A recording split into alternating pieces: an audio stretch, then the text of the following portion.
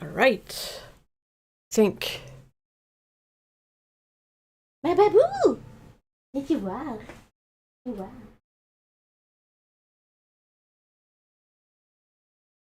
Oh, vite. Il est un gros boubi. Et dire bonjour.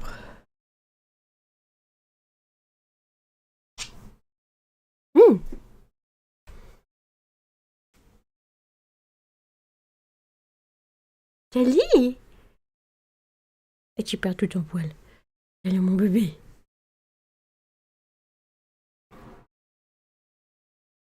Hello! Hello!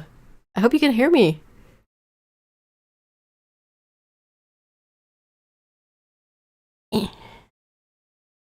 Wait. Give me. Yeah, alright.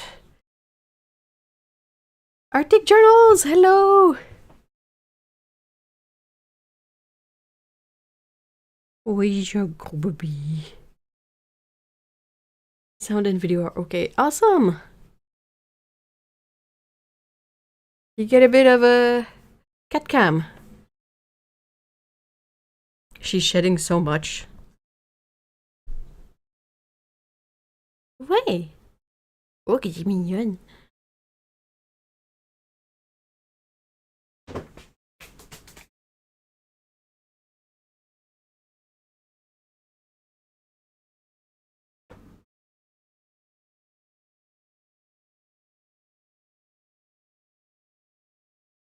Finally got myself that 10th color. Oh, yeah! I saw it like available from the person I got the other colors, but it's kind of hard to justify ordering just that one color and paying the shipping fee. You know?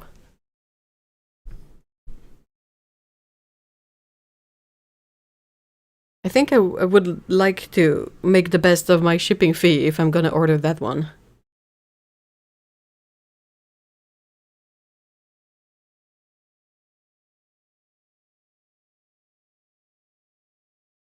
Oh. Oh.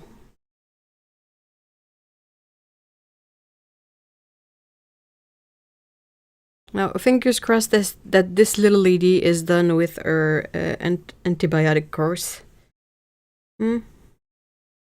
Hopefully it works this time. Poor baby. I mean, I call her baby, but she's an old baby.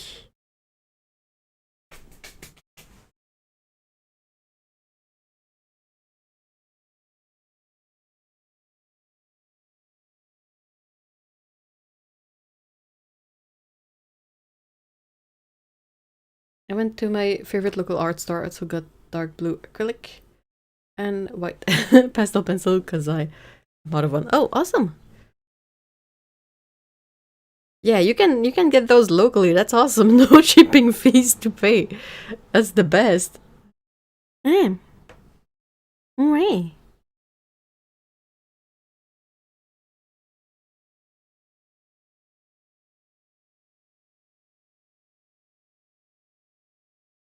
It's insane. The like I'm just petting her gently, and I can like take off handfuls of hair every time. It is shedding season.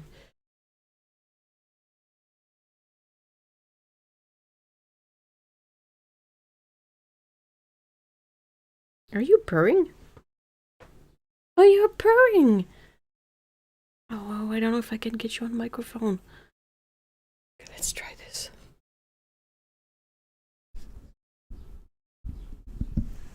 Hold on, let me mute the microphone.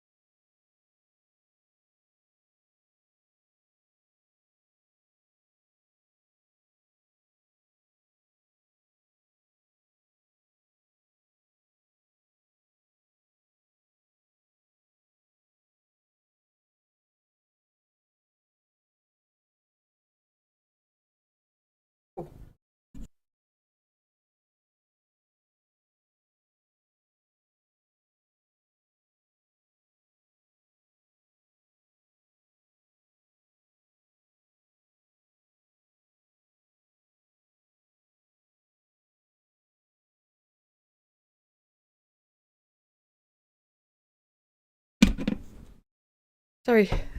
Yeah, I think the sort of noise gate I've put on the microphone prevents us from hearing purrs. So sorry about that. Mimi.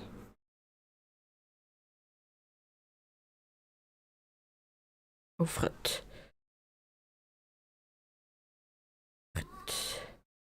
Fret.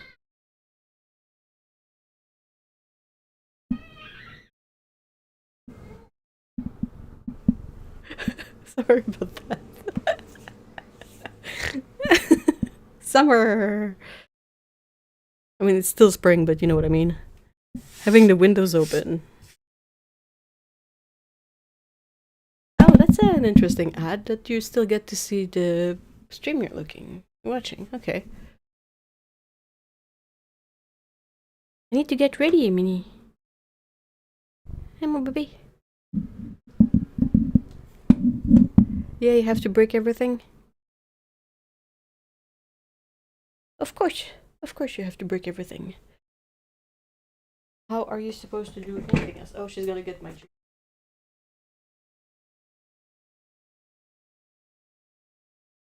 Can I help you?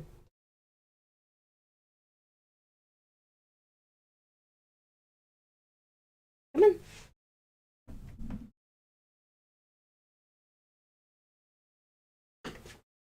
The funny thing about my latest art buys, that color is available in Tiny Store, but Huge Art Network doesn't have. Oh wow. I need to adjust this a little bit.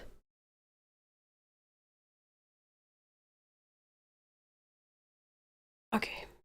Yeah, okay, good. Alright. I'll get my sorted out.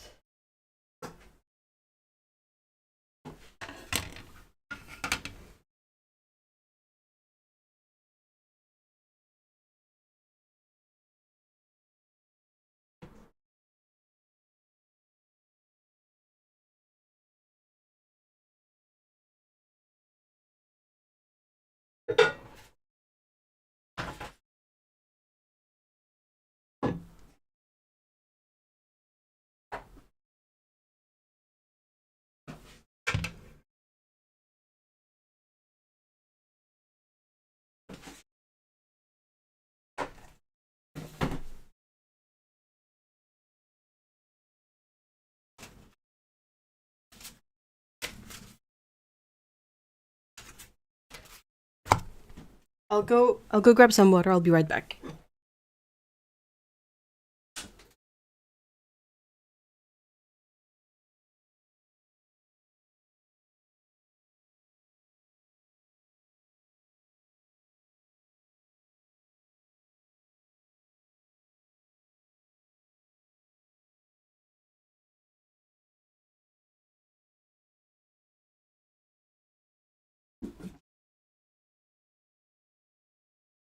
Right.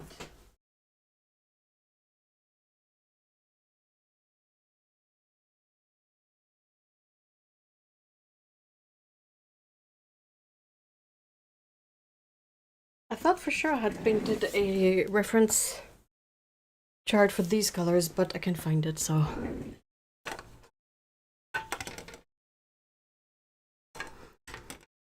Right, so the colors I have on hand are these. You're making biscuits. Brush.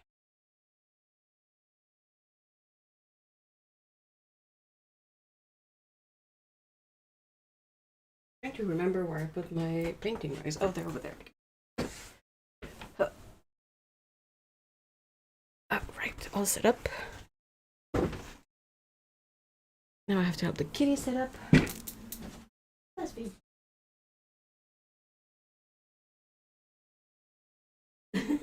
Vas-y.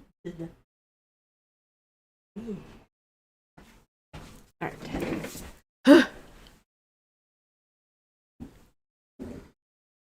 Had a chance to test out Darwin drawing today and while out there, so oh awesome! Are you still doing your like your tour through your Pinterest pins?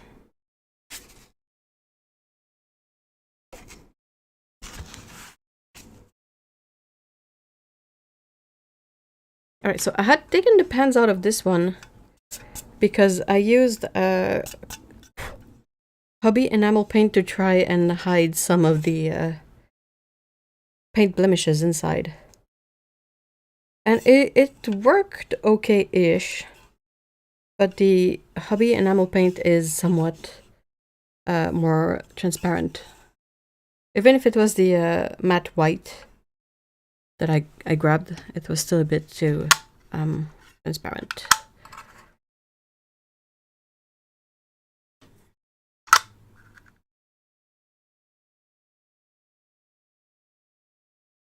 Yeah, still on it, just not every day because new job. Yeah, of course.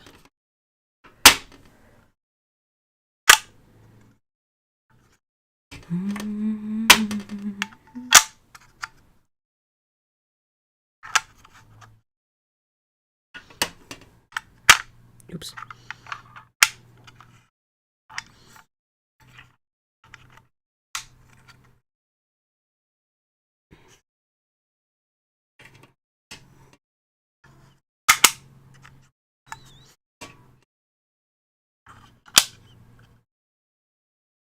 Also want to clean that pan. That pan is grody.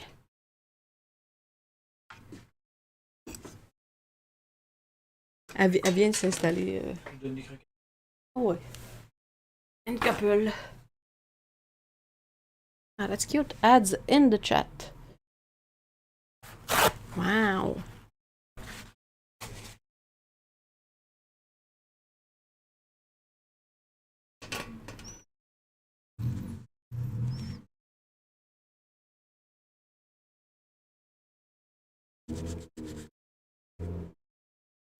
This pan is such a mess.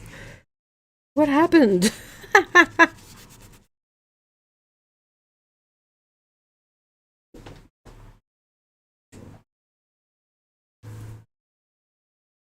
just happy I found that job finally, and it's within walking distance from my home, and paycheck is pretty good for.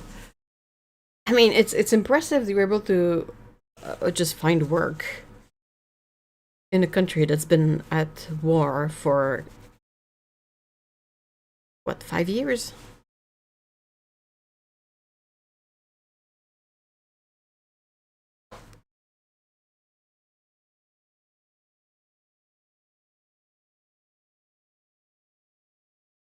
I'm just cleaning the edges of the pan a little bit. Is paint even under the pan? Like, come on. Alright. Good.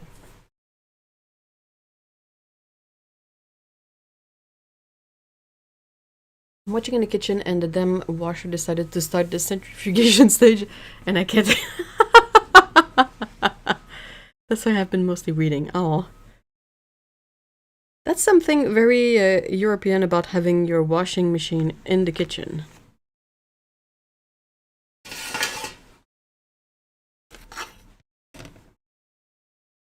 Alright, so let's do a little tour of this color selection. So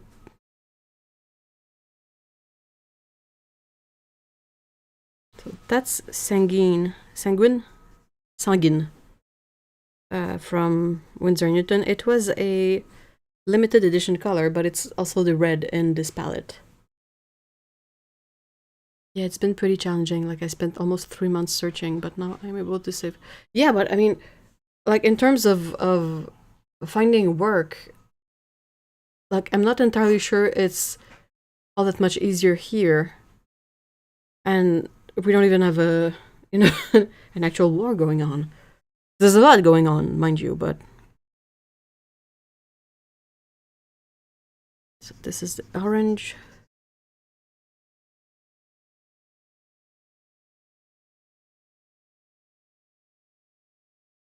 And then I know I have, I think that's PBR 25 too. That's kind of a, oh, it's very brown. Okay, it's not that red.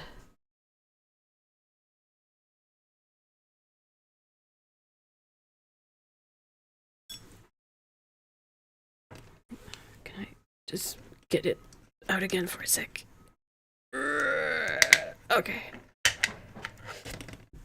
It is PBR 25. I thought PBR 25 was a little bit more red, but I guess this one is not.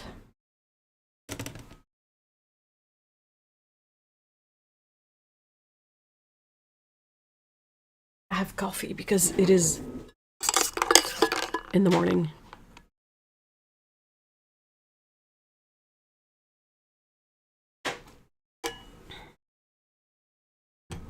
Well, war is not stopping us from wanting to have normal lives. Yeah. I'm actually thinking of opening a small business. Ooh! It's just, like, as much as I understand, like, when you're in this situation, you just keep going, but, like, from the outside perspective, it's so easy to forget that it's just, like, quote-unquote normal people wanting to live normal lives, because all we see is the, like, the more dramatic stuff that's happening. That's the, transparent Purell Orange from Winsor & Newton. I think all of these paints are from Winsor & Newton. So this yellow here, that's the granulating yellow. I think this set has like 4 potential yellows. This one is Indian yellow.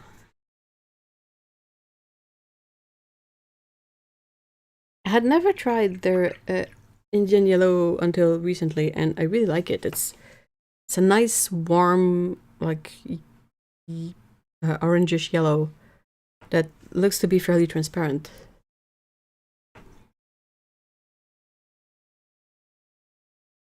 And then I have opaque. This one is I don't remember what it is. I know one is PBR 24, but I have 2 sort of yellowish brown in here, so.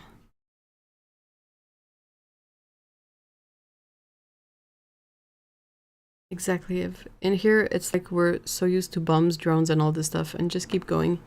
It might sound crazy, but today in the park, I saw a ton of people just enjoying their time. I mean, it's not like it makes a lot of sense, but it's like if I didn't talk to you, I wouldn't know. Like and I mean, it's not like it's far-fetched or anything, but it's just not the reality we're shown, basically.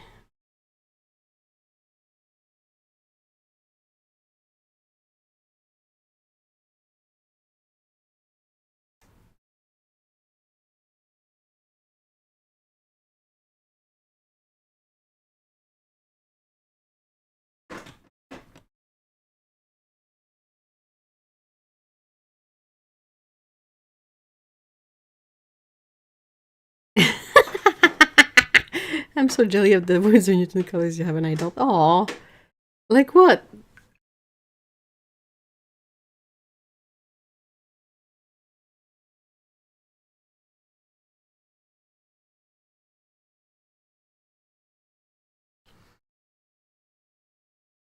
It's pretty sad, but World isn't seeing even half of what's going on. I know.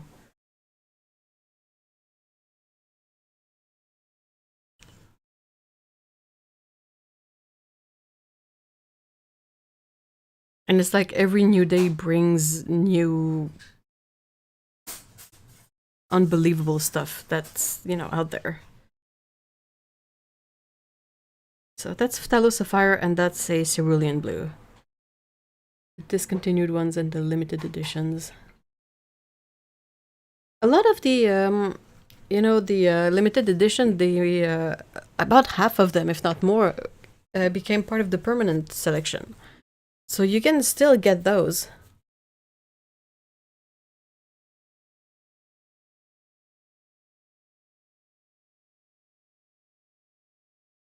I have one green in this palette.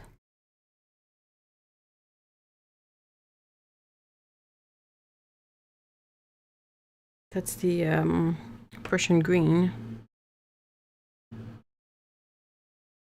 That color is nice. Yeah, you like the bright ones. This palette is a kind of a weird mix of very vibrant and more muted colors, and then transparents and opaques. I don't have that many in here that have texture. I think perhaps the cerulean blue is the only one. Or maybe one of the browns. But the browns are more like extremely opaque too.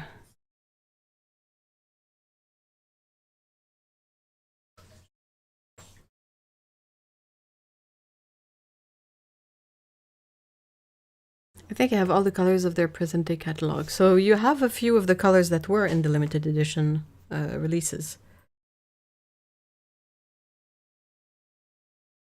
I remember like the aqua green, the cobalt green deep made it. I think the quinacridone violet made it. Phthalo sapphire, the transparent orange.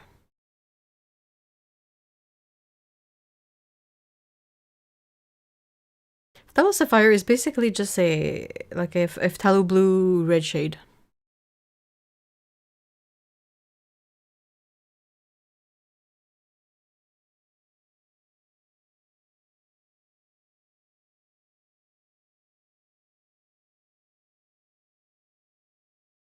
I think this one here is chrome black. It looks brown, but I really like it. And then I have two grays that are from the Revival colors.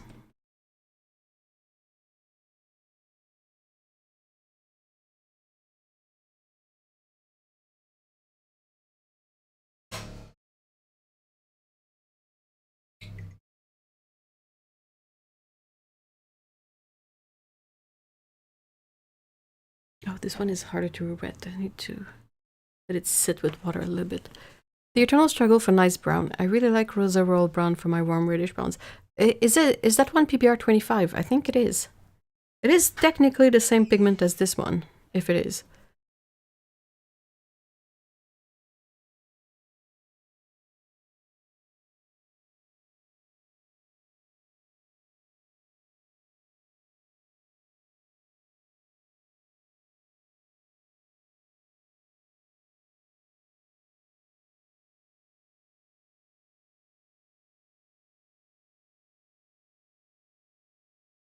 My main struggle when it comes to painting is finding what to draw to then paint.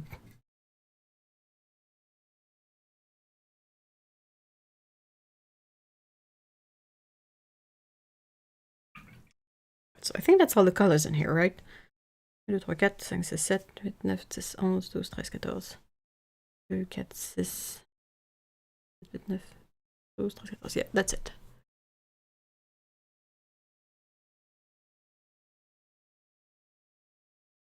I think I'm gonna swatch these on black paper too to get a feel for the opacity of them. I'm just picking, like, this is a piece of scrap paper, obviously. There's a bunch of swatches already on it, but yeah.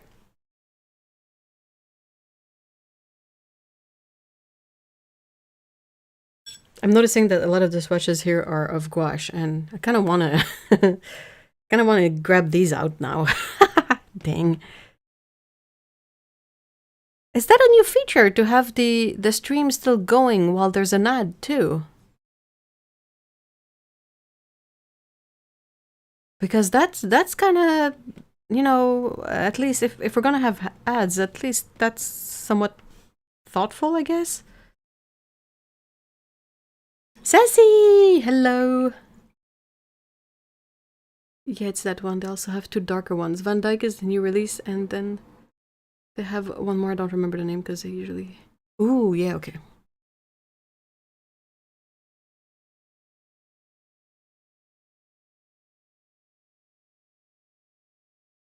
It's funny because like recently I was complaining about the fact that I was complaining to my partner that it's annoying because not everyone gets ads at the same time and it goes over the stream. So like you don't know when to stop like sharing content so that people don't miss out on stuff. But now they've introduced this feature. Rahoy. Hey, hello. Good morning. First thing for me. Got out of bed and wanted to paint play. So this. Oh, that's awesome. Hey, welcome, welcome. I usually stream a bit later in the day, but sometimes I have scheduling conflicts. So. Oh, I am never on YouTube comments. What is this 12-year-old picked username? Could be worse. Could be far worse. I'm so glad I looked in the corner while I was playing another video and this was the next suggested vid, or I would have been waiting at 2. Oh no! I know I wrote in this Discord server, but I didn't ping anyone because I'm kind of shy about doing that. Maybe I should just stop. Ah!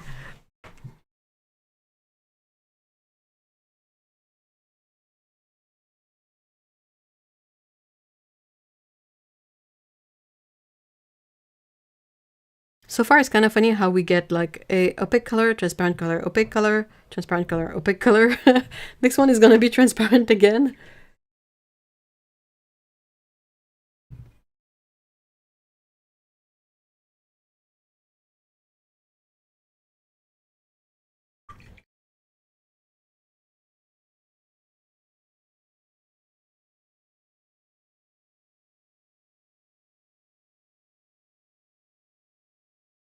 Ooh, interesting. Like the chrome black really appears more brown on black paper. Makes sense, you're gonna say, but yeah. I've been horrible at keeping up on Discord this year. Hey, no worries. I'm just saying it's there if. Then again, I don't do like any kind of a ping. Like I could do at here or something like that, but it's this ingrained notion of not wanting to bother people. You know, but it's like if you're on the server, you might want to know this kind of stuff. I don't know. I was looking up older videos that I made, like the watercolor tutorial series that I made a long time ago. And I was like, oh, it could be interesting to like grab these and make one long video with the whole sequence of them, because I know, and I'm part of that kind of people, but I like having a really long video playing in the background when I'm like doing stuff, so I don't have to come back and find another video. Like I like having the noise, the background noise going for a while. But as I was looking through those old videos, I was like, oh, holy moly, I don't know if I can do this with the videos. The audio quality is kind of terrible. And it's all over the place, and I'm just like, oh. Then again, the idea was to do something that is sort of perhaps quick. And this doesn't sound quick to do, so I'm I was the only one on here. The only one here on YouTube I set up. Oh, well, thank you. I appreciate it.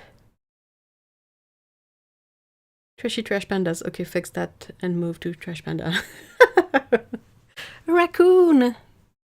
We have a lot of raccoons here. They're funny little guys. I have a little container that I put cat food for the feral cats out there. And at least once per year, we hear like someone eating kibble, and they're like, "Oh, there's a cat at the feeder," and we look up, and it's like 2 raccoons.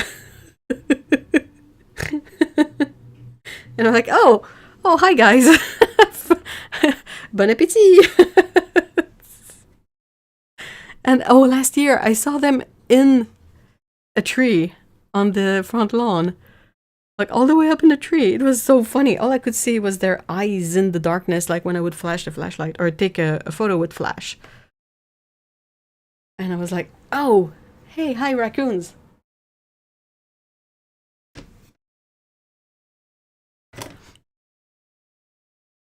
That's why I watch 3 hours long bakery videos. I've been trying to move to non-video for background. Watched a Frugal Crafter podcast with Jane Davenport yesterday from 2024, and it was so cute to see them. Yes, Lynn says, I don't know if she still does it. Does it? If she still does it, yeah. But her podcast was a lot of fun. I remember it was available like on the podcast platforms, like just as audio. So I remember like walking and listening to episodes.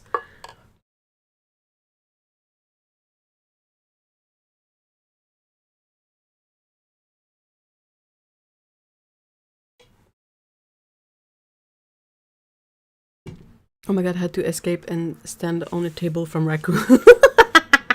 San Francisco Bridge. As soon as the sun went down. Oh, she doesn't anymore. Oh, bummer. She does the Saturday chats that I think you could probably just listen to. But that's the thing. Like, when I want like some background company, I try to find stuff that I don't need to watch at the same time. So, there's kind of an odd middle ground there that is difficult to find. So we really do have kind of a selection of more transparent and more opaque colors in here. Interesting. But I'm looking at those gouache swatches and I just want to grab the gouache instead, which is not the point really, but dang it. I keep forgetting that Lindsay, I don't know if she still do them, but for a while she did the tutorials. I think it used to be on the weekend, did it? Now it's a weekday around noon for me. And she had stopped for a while, but I saw that she picked them back up. But I can never remember when it is because I'm always like working at the same time.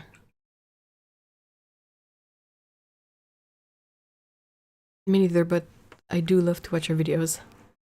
Sat chat. I wake up every Saturday and wait for that. Sometimes if I stay laying in bed, I start to drift off listening. Aww. Our podcast was how I found Becca Hilburn, and that was wonderful. Yes! Yes, it's just like a good vibes podcast, really.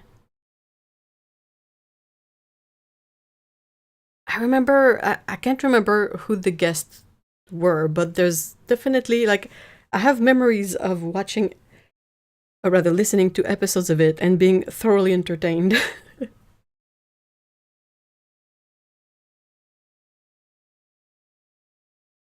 was a really good podcast. But Lindsay is impressive in her production of content.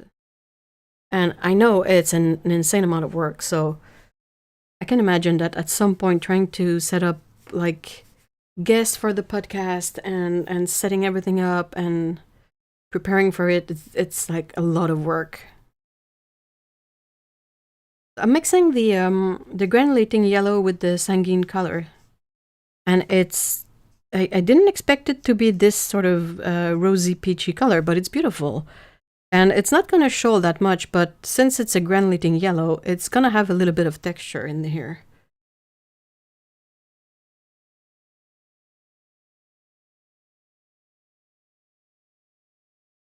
And it's separating so nicely on the plate. Fun. There's a few fun episodes of the interviews that Marty and Steve Mitchell did. Marty Owings and Steve Mitchell. These are old, like pre-COVID, but they were a lot of fun. And like just these two talking was a lot of fun. Even if it's a little bit sad now that Marty has passed.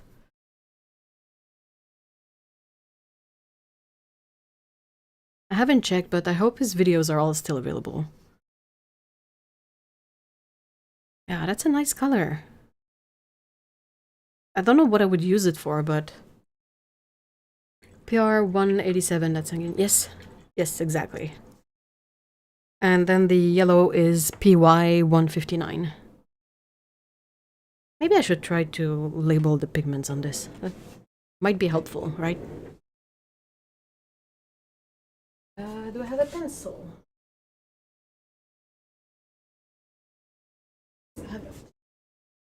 There you go.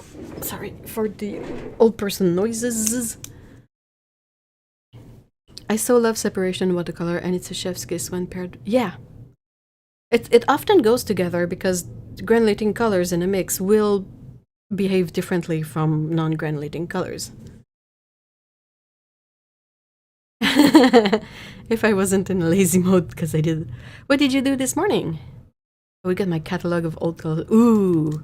Is it like a self-made catalog, like in a spreadsheet, or do you have an actual like vintage catalog?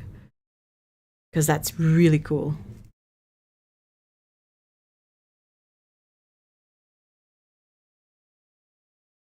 Okay, so I know this one. I know this is.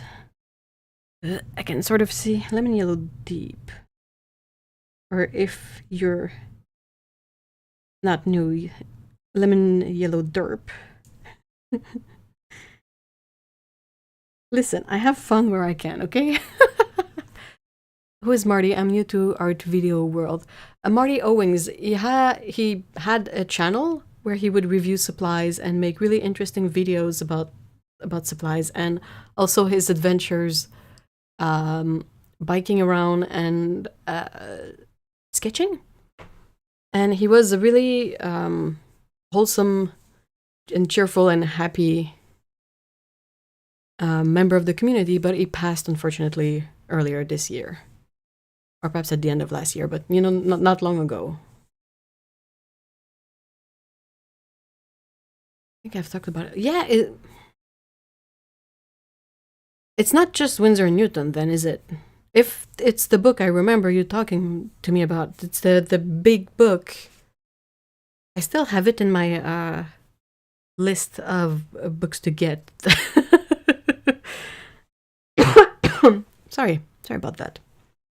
This one is Prussian green, but I was like, off the top of my head, I don't know what the pigments are, but they're probably on the pan if I'm somewhat clever about this. Now, the trick is to get these out. These magnets are not kidding. The info I have for this one is that it is PY109 and PB27.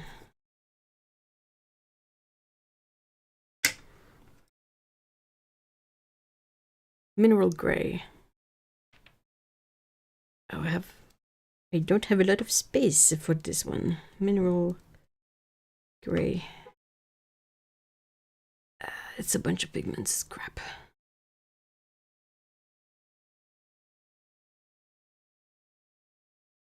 Whenever I try to write a lot of like small characters with a tool that doesn't have a fine tip, I'm reminded of a teacher I had in animation school that would always complain about our pencils when they would become too blunt, and he would call them knees.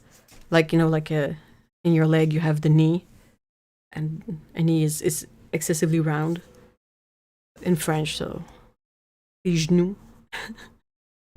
I don't know why, but it stayed with me. The Wilcott's Guide. Yes, that's it. I really need to get it, and I need to check if it's available perhaps on the Internet Archive.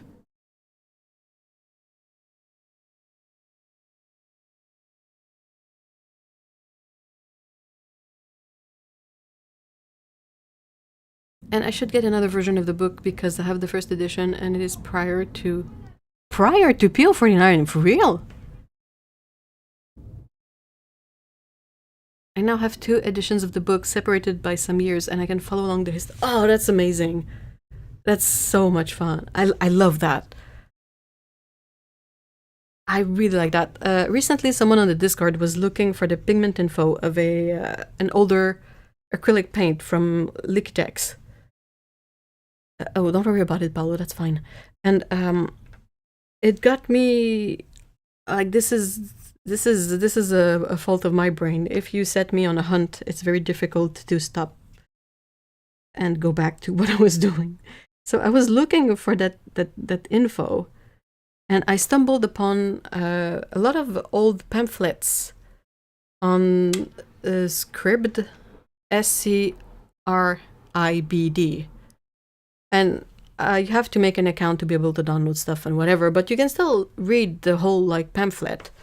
And it was an older Liquitex pamphlet, and it had like all the old colors. And also, like not long ago, I was sorting out my old pamphlets because I have a few vintage pamphlets that I inherited from a relative.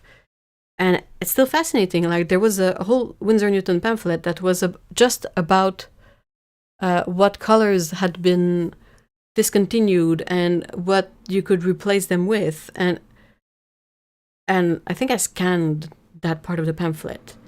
All this info that is like available but not online. It's just, I don't know, it's fascinating. And same when I get to take a look at older how-to books of watercolor, and they list their palettes, and you have photos of the paints, and it's the older packaging and the older branding, or they have a photo of the everyone's holy grail, like a genuine bijou box in there, and all that kind of stuff. And I'm always like automatically fascinated by this stuff. So I absolutely understand getting multiple editions of this book just to be able to have a hold on, I found the word. What's the word I'm looking for? Timeline. Yeah, a timeline of like paint. It's fascinating. It's just way too cool.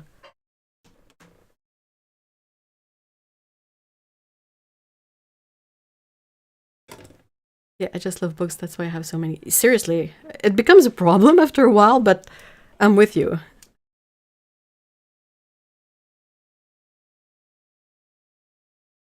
I'm trying very hard to be mindful of that because it gets overwhelming if you don't have a lot of space for books. Oh my gosh, all the ads at the same time. Come on, guys. So if there are books that I can sort of find as a download on like Internet Archive, I try to, you know, go with that. But oh my gosh, I love books. Auntie Patience! Hey, I was thinking about you like these last few days. I was wondering how you were doing. Because I was like, I feel like I haven't seen Auntie Patience in a bit. I hope everything's good. Okay, sorry for this bit being a bit boring of me labeling everything.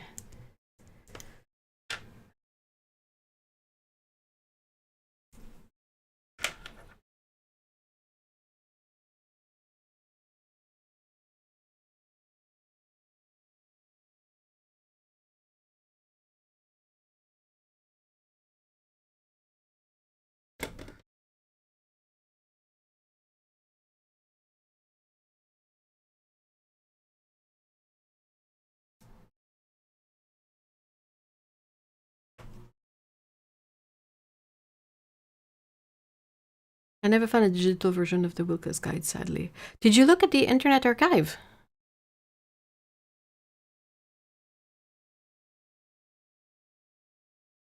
I found quite a few super interesting. I don't know if you guys can see. That's hilarious. Check this out.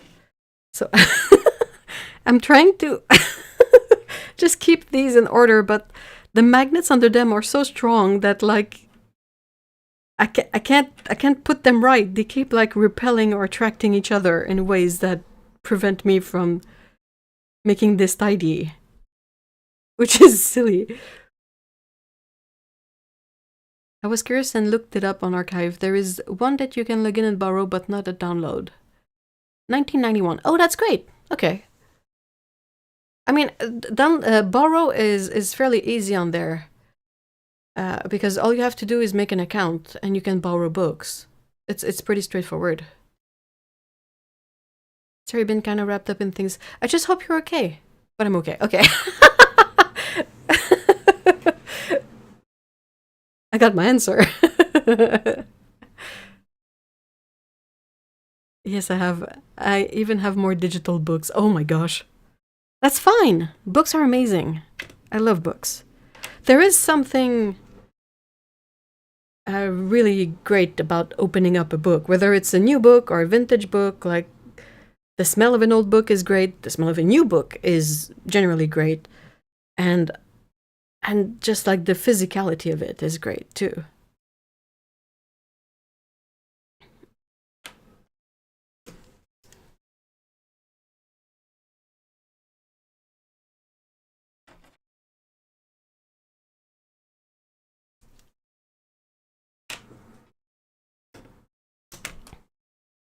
Well, well, well, if it isn't Terram. Terram is someone I know, so he always starts conversations by going, well, well, well, if it isn't so and so. Aha.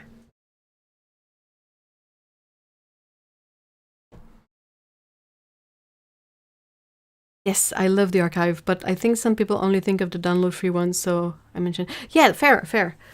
How does borrowing works?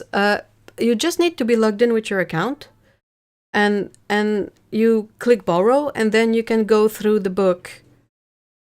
And as long as you go through the book, it's still borrowed. And you can decide to sort of like release it, unborrow it, I don't know. And that's it. You can, if you stop looking at the book, it's gonna like unborrow itself. No, you can open it up. Like, it's the same. It's the same like page. Like when you hit up a book that you have to borrow, you have like just a preview, like the first page, and you click borrow at the top, and it's gonna like search for a bit, and then it's the same thing. It doesn't require opening anything other. It's just like the same thing, but now you can see the pages. So it's really actually quite great. I thought you had to pay to borrow books. Nope. I think the whole point of the Internet Archive is to archive stuff in a way that you can access it for free. So if they made you pay to access this stuff, it would sort of go against the whole idea. It's free to borrow. It times out fairly quickly if you leave the browser tab, but you can always reborrow it again. Yeah, exactly. Much more nicely put than what I tried to do. I haven't finished my coffee yet, okay?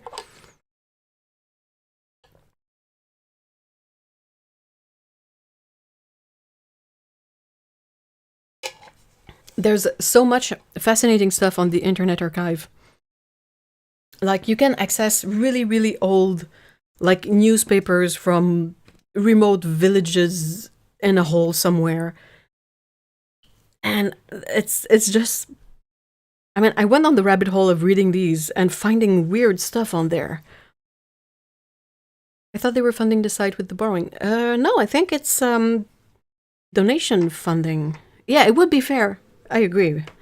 But I think that's not even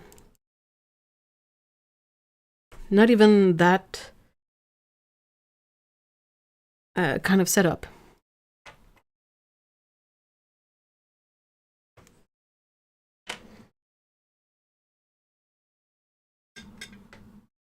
They have really old books over there that just fascinating stuff.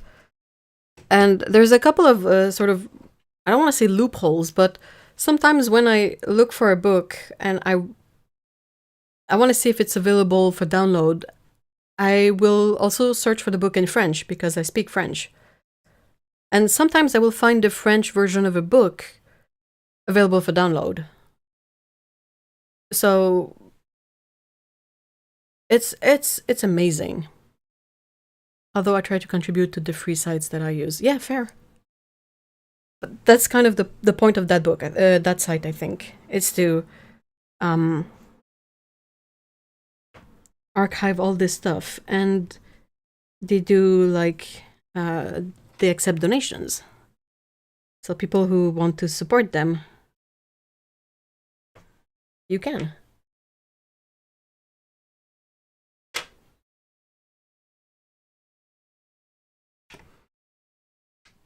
Like Wikipedia is also one of those free books that it's nice to help. With things going to AI, I have been trying to donate to my loved sites like Archive, Artist Pigments, AO3, and even apps like NetGuard, others on Android. Artist Pigments with donation unlocked is so nice. Hold on, Okay, so that's not Artist Creation. That's the newer one, right? Artist Pigments, the really thorough database with a lot of stuff. And if you're not, like the locked features are kind of blurry, right? At least they're not buying books, scanning and destroying. Do people do that? I thought now you had like setups that you could scan books without destroying them. Because you don't want to do that to like old vintage antique books, right?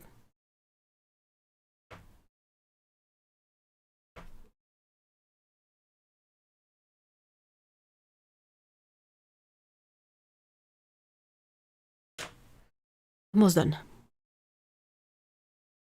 I mean, I have a lot of beef with the way they do some things with books. Like the fact that books that are not sold are destroyed is bonkers.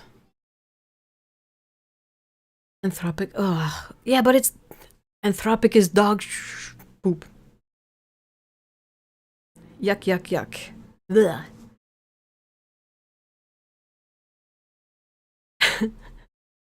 They cut the bindings. Scan them. Ugh. That's mental. There's some fascinating old cookbooks on. Yes! I've gained at least 5 pounds just browse. But I agree. I've seen those and then them the sheets to burn. Ugh. Just donate the books. Ugh.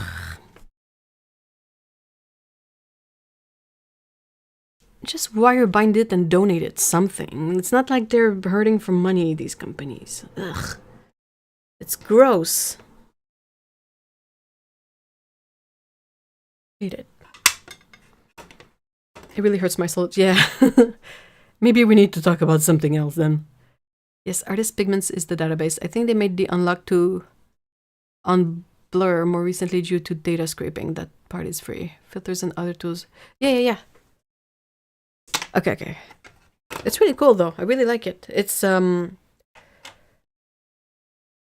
that I regularly go to. I have like a handful of sites that I go to whenever I need to reference or to collect data about paints and pigments and whatnot.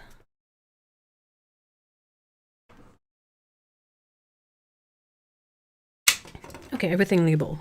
All. Oh, wow. Do you guys do that when you go to write something and you think ahead of what you will write and your hand goes, like I was about to say all Winsor & Newton and I wrote AW instead of the actual words I meant to say. Like my brain went too fast.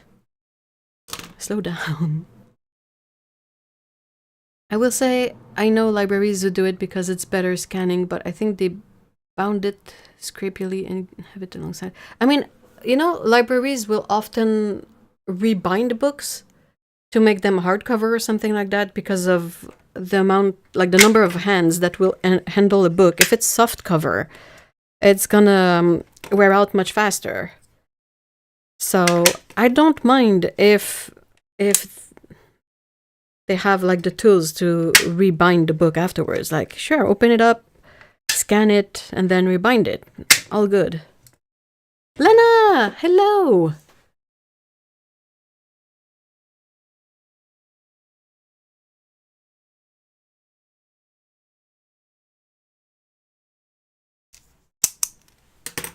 All right, back to swatching. You can see now these, right? I don't know if you can see it on camera, but the mottled look is because of the granulating yellow. It's usually a bit more visible with darker colors, but I think I want to try with the green after.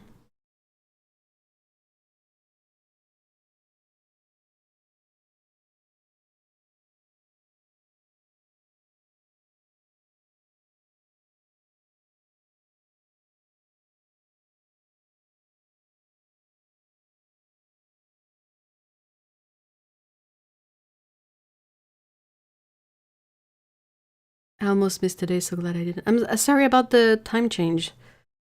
It always happens a little bit last minute, so I'm never really good at advertising for it. My bad. I'm sorry. But I'm glad you're here.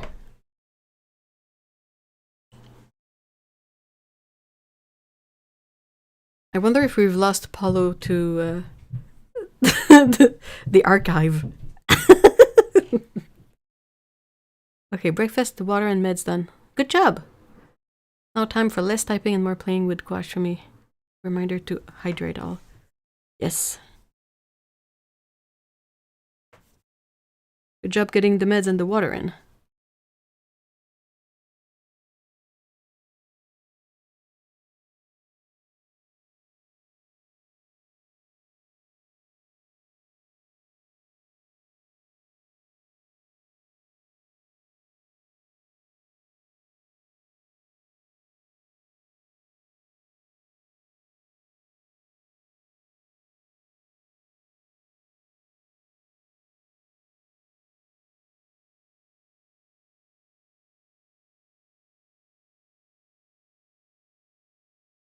I like that green. I like it too, to be honest.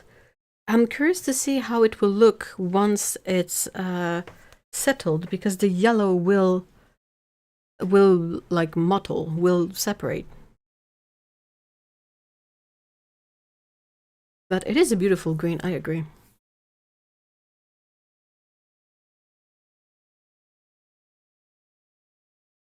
It's a palette that only has like one convenience green, so I'm kind of curious to see what kind of greens I can get from mixing. I know I only have 2 blues on there, but like there's a good selection of yellows, and I might be able to get greens mixing in with the orange and the brown too, possibly. That's why the experiments are there. Should I start with the phthalo blue or the cerulean blue?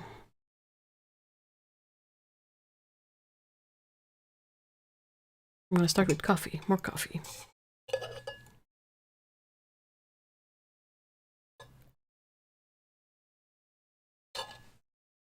Is there a way that I could have that more in frame?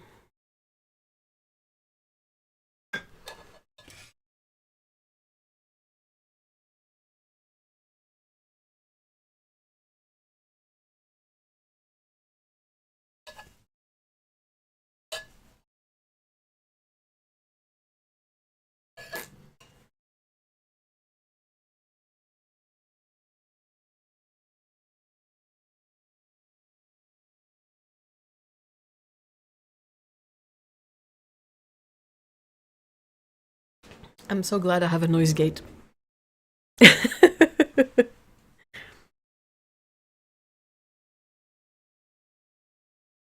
Gonna try with the cerulean first.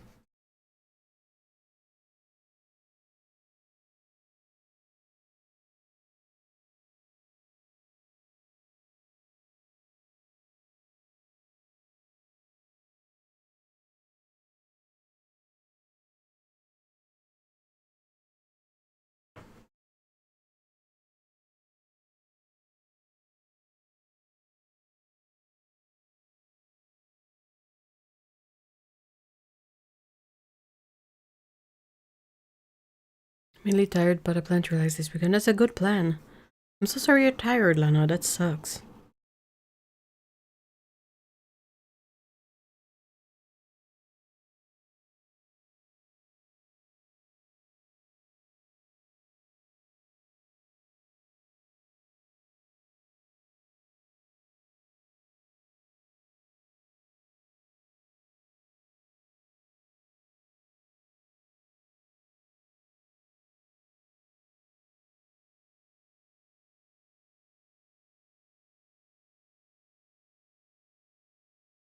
Nice muted greens.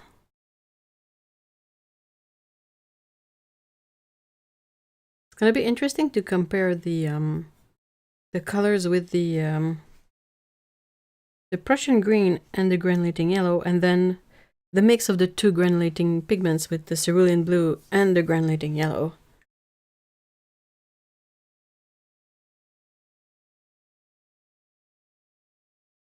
I want to try with the Indian yellow now.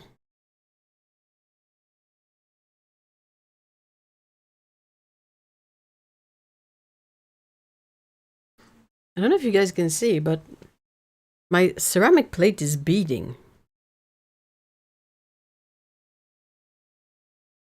That's weird.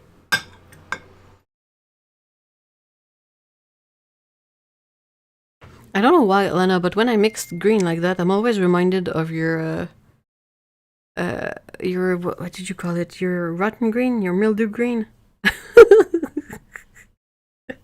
Even if it's not the same hue, I don't know why. There's just something in there that stayed with me.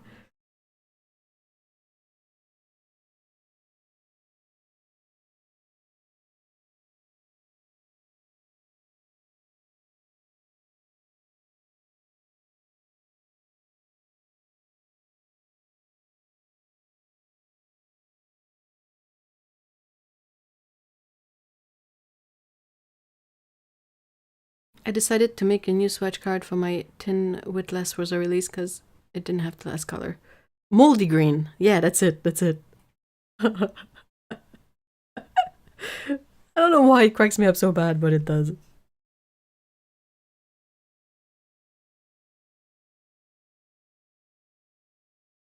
Wasn't me. It's the Schminke Cologne Bridge Green with 6 pigments. How many colors do you have to fit on your swatch card, Arctic Journals? Mind you, it is 6 pigment, but I think we had sussed out that they only mixed 2 of their colors. And the total of pigments from these 2 colors is 6. Like one has 2 and one has 4, I think.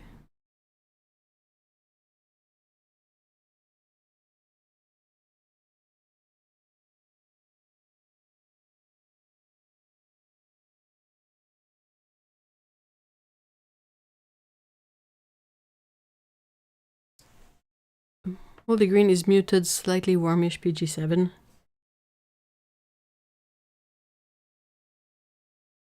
I mean, on its own, it's a nice color.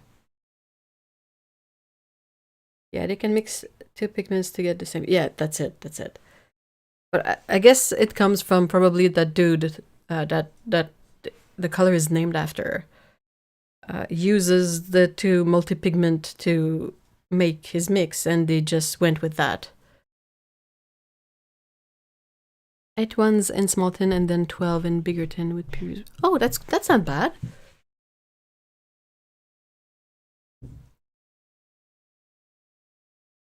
The Indian yellow and the cerulean is really interesting texture-wise.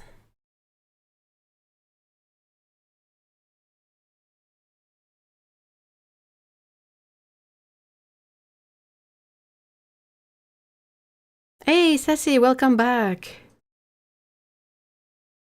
But even with those 2 colors, one has 2 whites and one has PG7 and PG18. The granulation from PG18.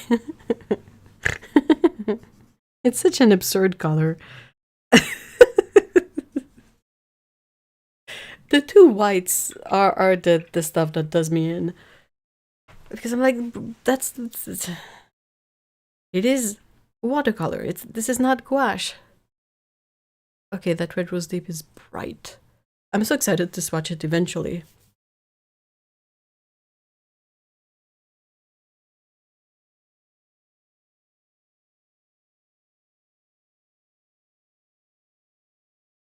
I might see if the person has the colors in tube for, you know, that not split primary, but the selection of 6 colors that makes for a really vibrant color wheel.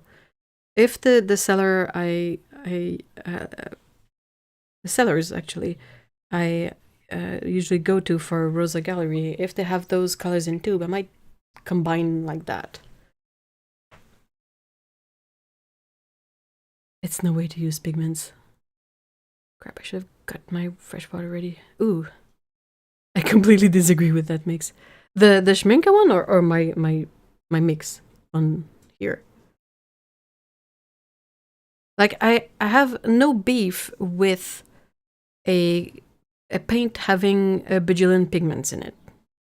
I have beef with putting white in it. It does look like green gold, kind of, right? Perhaps a little bit more, hold on. I have a swatch of green gold here. Oh no, it's fairly on point, but with a little bit of texture, actually. Huh, interesting. Cool.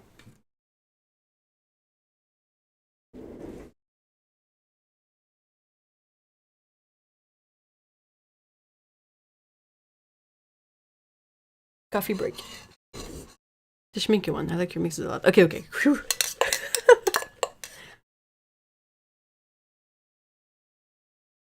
Finally got a tube of Winsor & Newton Aqua Green and... Ooh! Yeah! It's PR48 column 3. Has very slight bluish feel. I think it's very transparent, and its only issue is that it's not the most light fast of colors.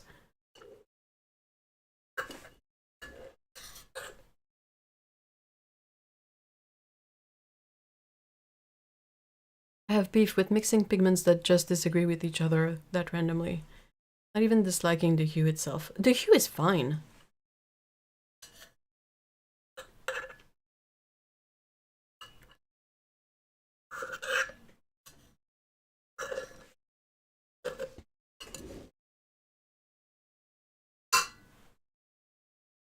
Switching to water.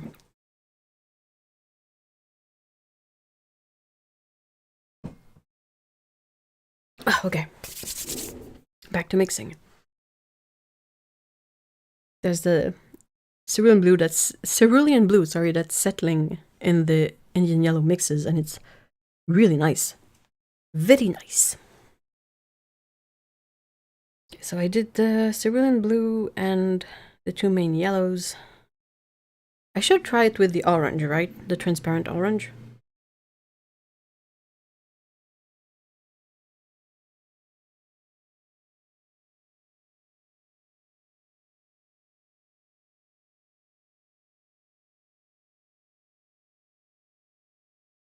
I'm bothered when I see a mix that has PW5 in it, because that's basically just saying, hey, we put filler in this. I'm like, guys, don't put filler in my paint. Most people who use watercolor, either they want to learn to use watercolor or they know how to use watercolor, and they don't need filler in their paint, because they know they can dilute it with water to get a lighter color if it's too intense. Like, it's the whole freaking point. It is so annoying.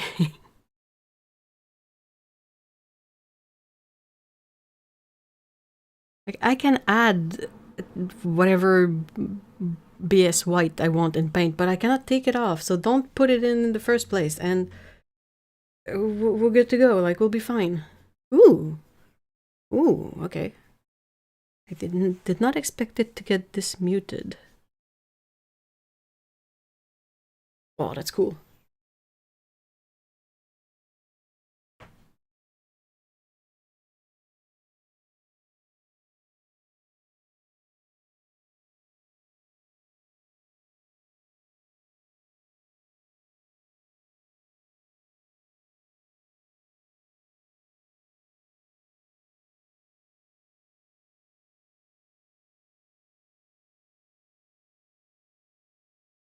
That's a really fun mix. I love it. It's gonna be super nice when it settles too, because it's gonna have that that texture going. It's gonna be very lively, I feel. It's not gonna be one of those super flat colors.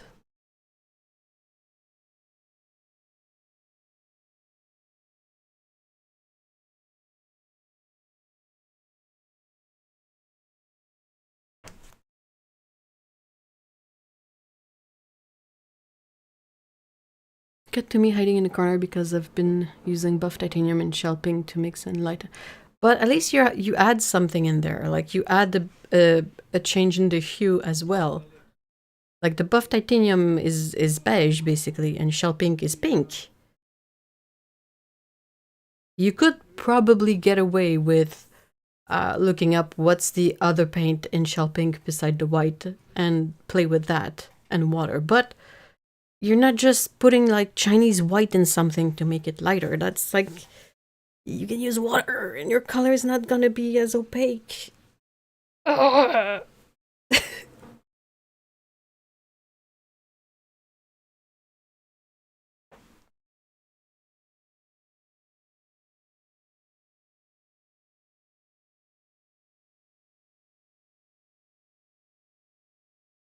I want my opaque colors with gouache, not like if a pigment is opaque, fine. But if a color is transparent and you add something into it to make it opaque, that's gouache behavior. That's not watercolor stuff. That's gouache stuff.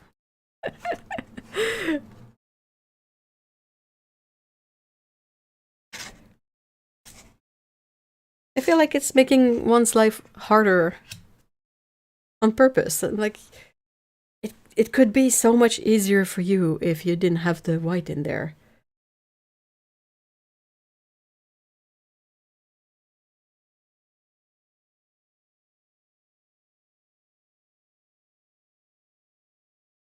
Okay, I'm gonna do some mixes with Diphthalosapphire now.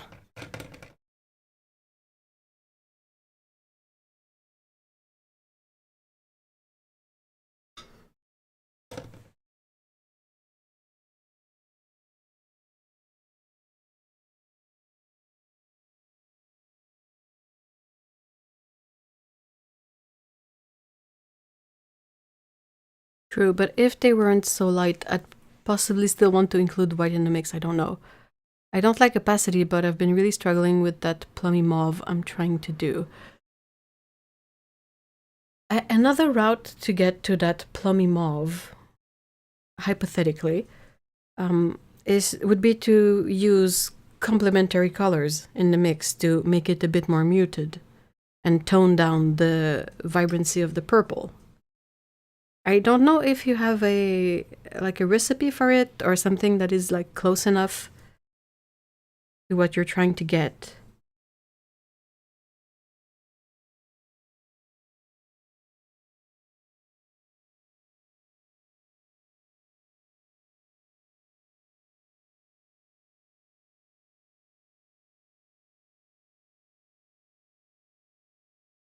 Because usually, like the usual effects of adding white in any kind of mix with watercolor is, of course, it will sort of lighten the hue. It will make it a tint.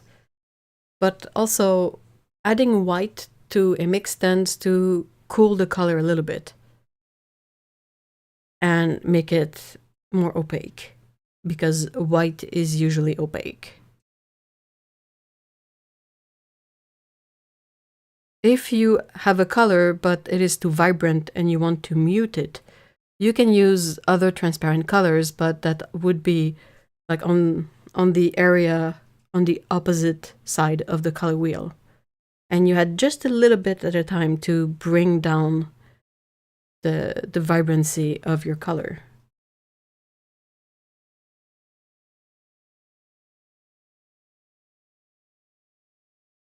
Like, technically, almost every single color you can get from mixing cyan, magenta, and yellow.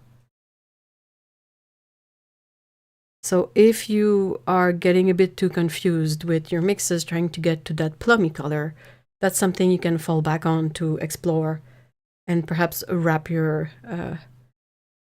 brain around, like the simpler mixing components of having just 3 colors.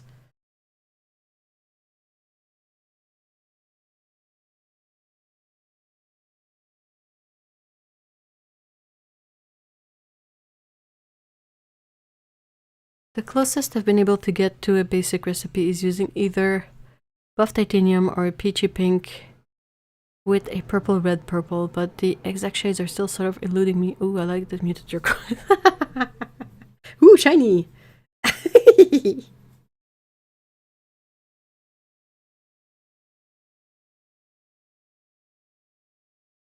I'm excited to mix That was a fire with the Indian yellow.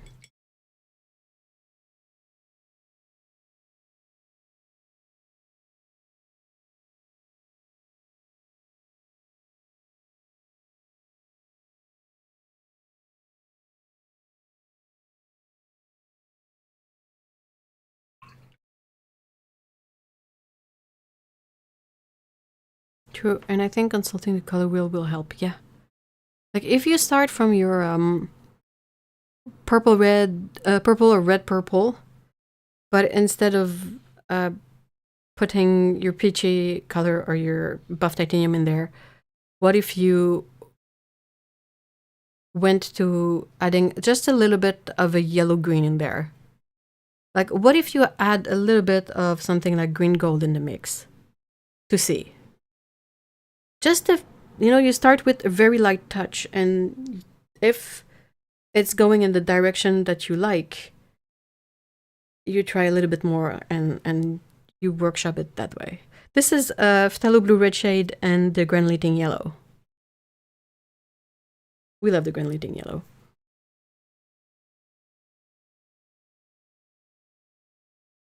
I really need to set up a palette that I have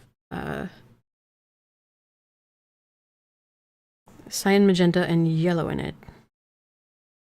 I don't think I have one at the moment.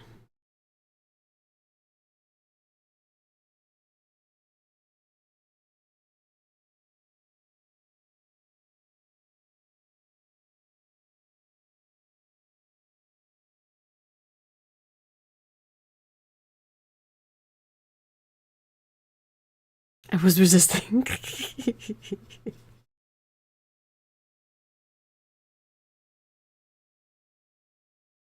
I'm loving this one.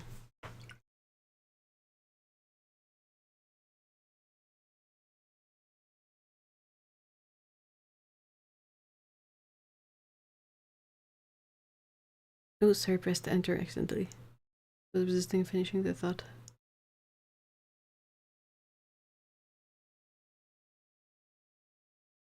Wait, what?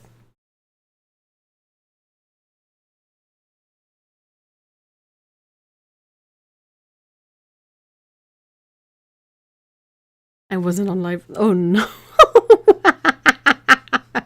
I think it's just because you like reset it and came back.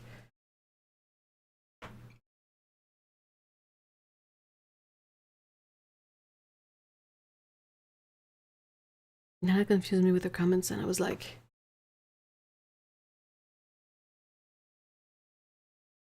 is my video behind? Yep, it was.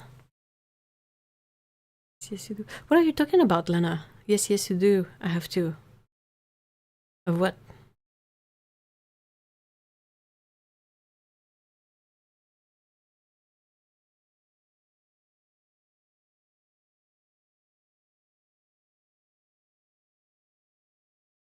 I was resisting buying more color wheels for no reason. I don't know why, but I have 4 scattered around, and it is so much easier to just look at the physical wheel or mixes. It was about a palette with 3 color. Oh. Oh yeah, I need to make one. Yeah. You have 2 already set up, like good to go?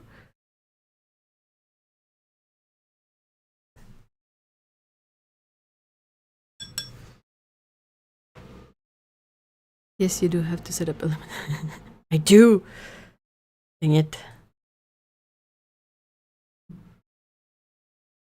Oh, oops. Oops, I see bridges. Do you need me to go back through the mixes? Perhaps I could also write it before I forget. I'll try to go with pigment, because that's a little bit less space consuming. But this one was, the first one was Sanguine PR, PR187, and the Granulating Yellow, which is PY159. This here is Prussian Green, plus the Granulating Yellow. Then we have Cerulean Blue, with that same old Granulating Yellow. Then this is Cerulean Blue and Indian Yellow.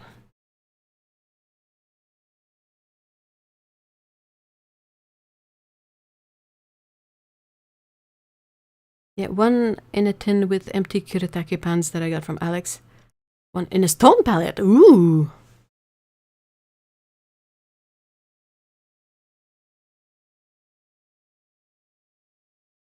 My brain is super foggy today anyway. I drank coffee, but it feels like I didn't. I don't know what's going on.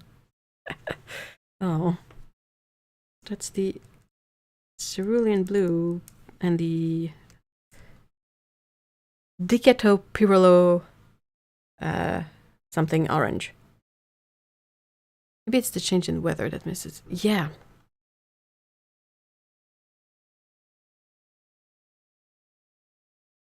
Okay.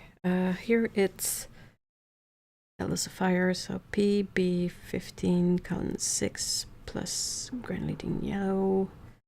And then again.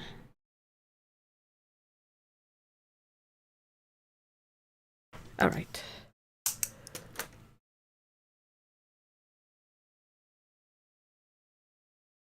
I can also do greens with the Prussian green. Duh. Ooh, I wonder what Prussian green and Indian yellow looked like together.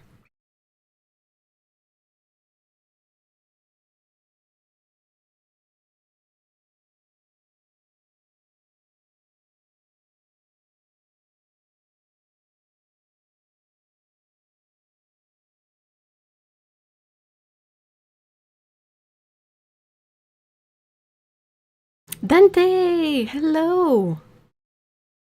We had a scout at the beginning of the stream, too. She did a little appearance on screen. But hi, Mr. Dante. How are you doing, doggo? Little guy.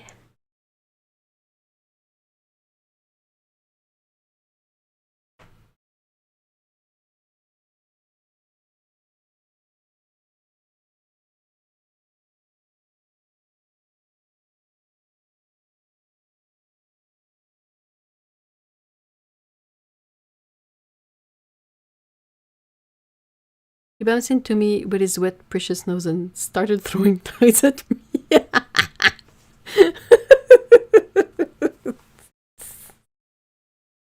Oh my gosh, the wet nose. When we're trying to sleep and Scout wants us to get up, if it's not winter, because usually in the winter time we are like deep beneath the covers. But in the summer, like it's too hot for that.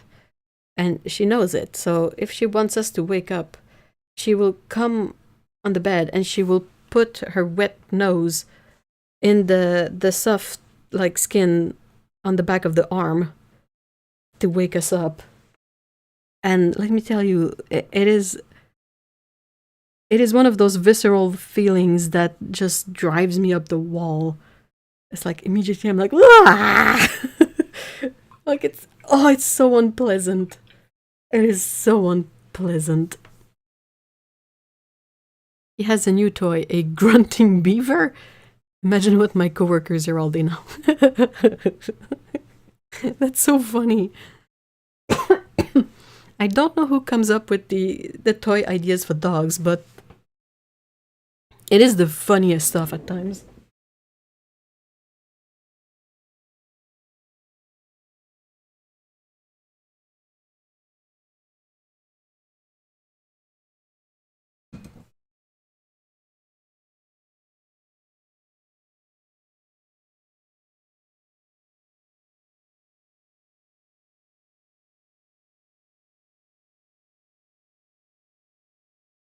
I posted it to Discord. Oh, I'm eager to watch that.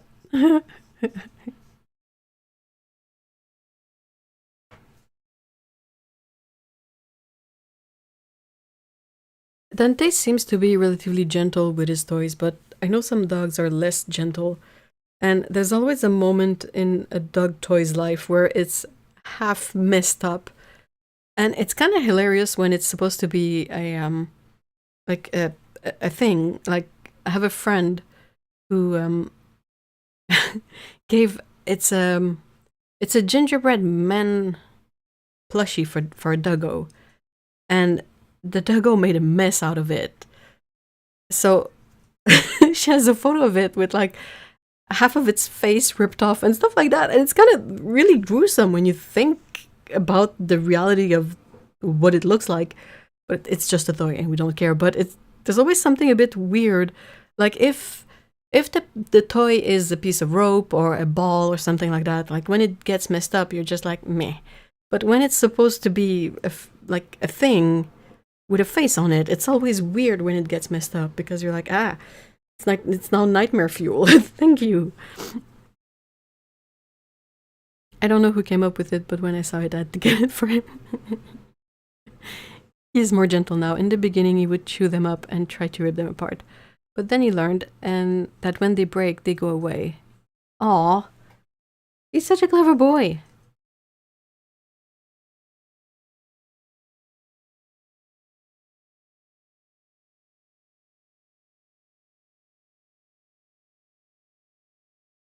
This is very green gold as well, I gotta say.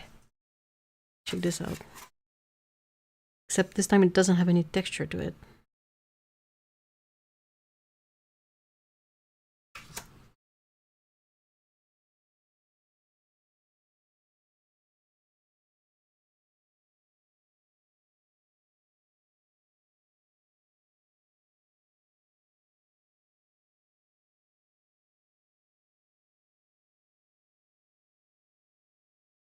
He's pretty smart. Yeah, he's really quick and like doing the proper associations.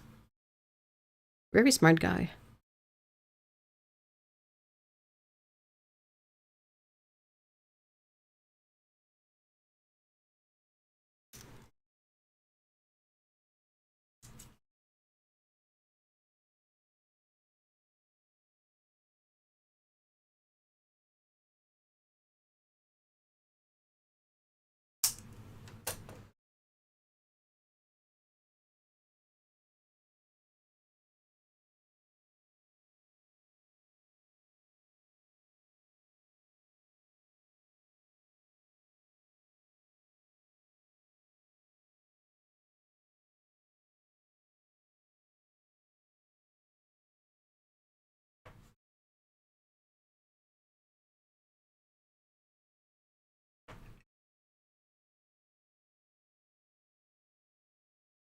We had to we had to give Scout antibiotics recently, like very recently, and like multiple vet visits and all of that, which is kind of normal when your pets get older or have health issues, whatnot.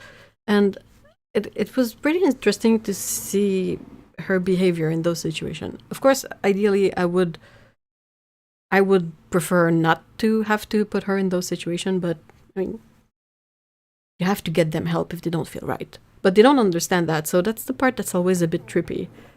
Because it's like, she is very, she doesn't like to do things that she hasn't decided by herself to do.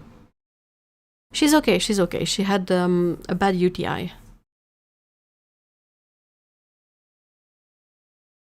But she's a very temperamental cat. She has a lot of character, but she's not an aggressive cat. So the result of these two things means that you have a cat that's very vocal, that is very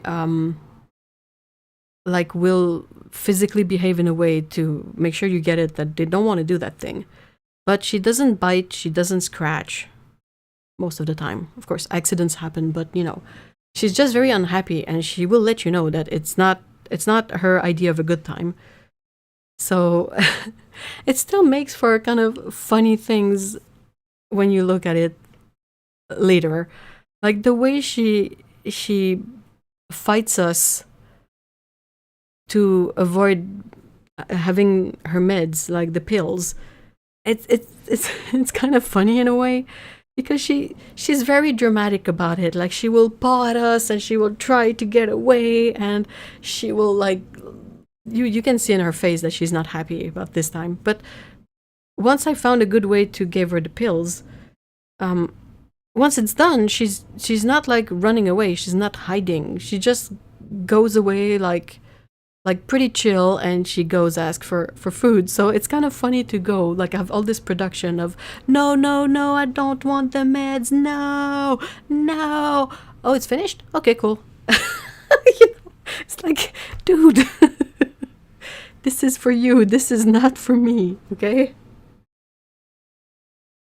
But you can't make pets understand that, like, I know you feel poorly, but this thing that I'm trying to get you to swallow will make you feel better. They don't. I think it's a bit easier with dogs, or at least larger dogs, because you can perhaps more easily hide stuff in the food, or they have just a bigger mouth, so the capsule is proportionally smaller. But yeah, with a cat, it's a trip. And also, every time I say this, but I swear I will find the few people responsible for designing medication for pets, and I will kick their ass, because they made these things in the worst possible way, like 99% of the time. It's like, oh, it's a little med that will disintegrate if it gets wet. It's a teeny tiny pill, and it tastes awful.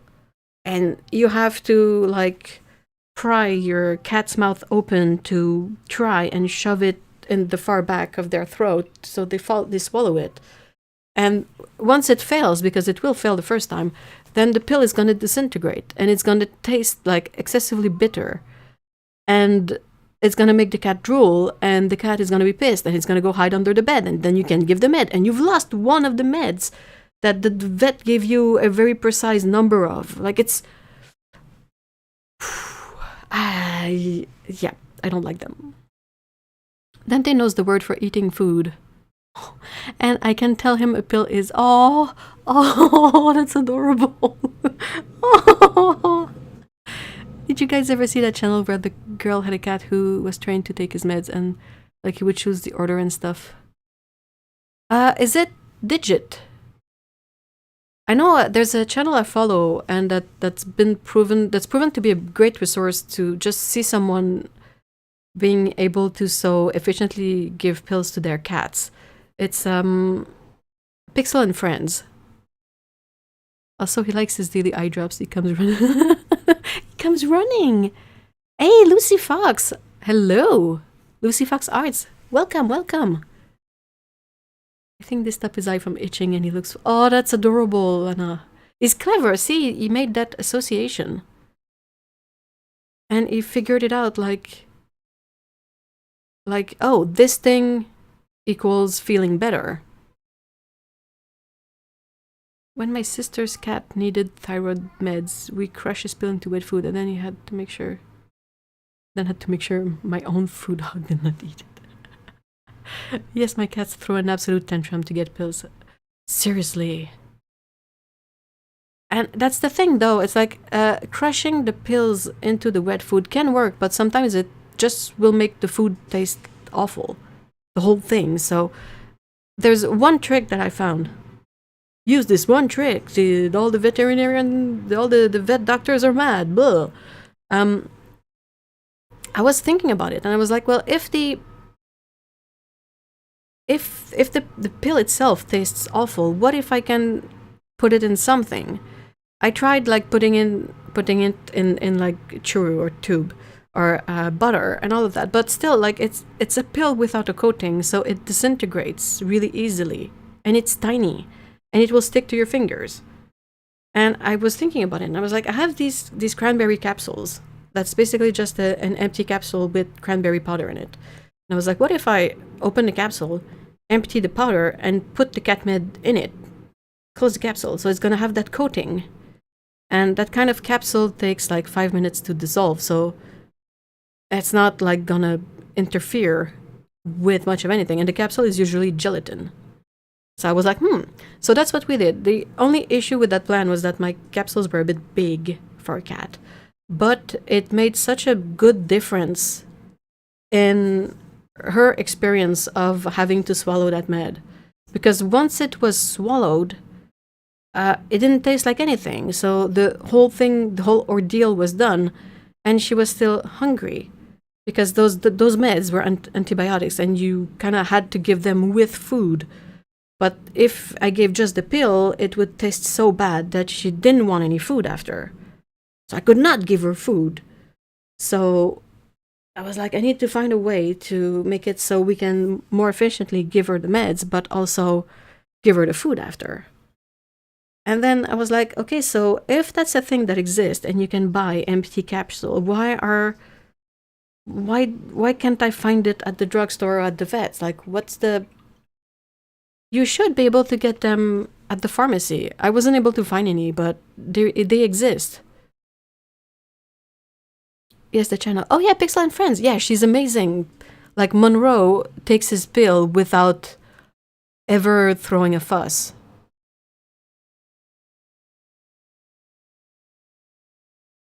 I always watch you but never caught you live before. Oh, yeah, like Lana says, it's usually a bit later in the day.